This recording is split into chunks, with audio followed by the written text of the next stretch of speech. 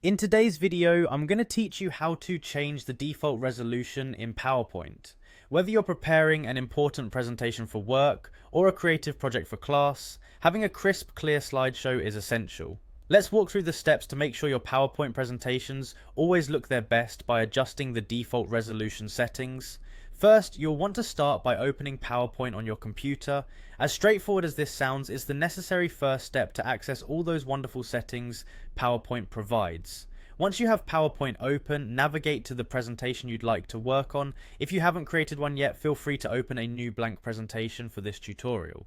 Now let's head over to the File tab. You'll find this located at the top left of your screen. Clicking on it will produce a drop-down menu with various options. From this menu, select Options. This action will take you to a new window filled with customizable features for your PowerPoint application.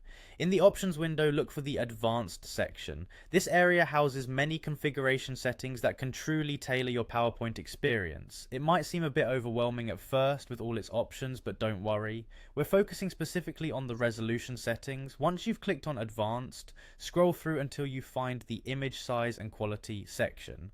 Here you'll notice a drop-down menu labelled Default Resolution.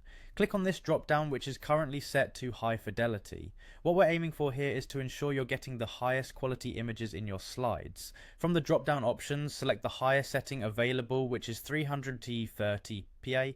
This resolution ensures that any images you add to your presentation will be at their clearest and finest quality. If you're wondering, PPI stands for pixels per inch, a measurement of image resolution that dictates how much detail in the picture when it appears on the screen.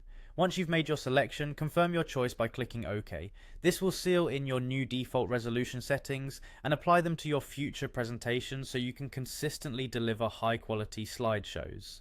As we wrap up, remember that these settings will enhance any images you decide to include, making your slides more visually appealing and displaying them in the best possible light.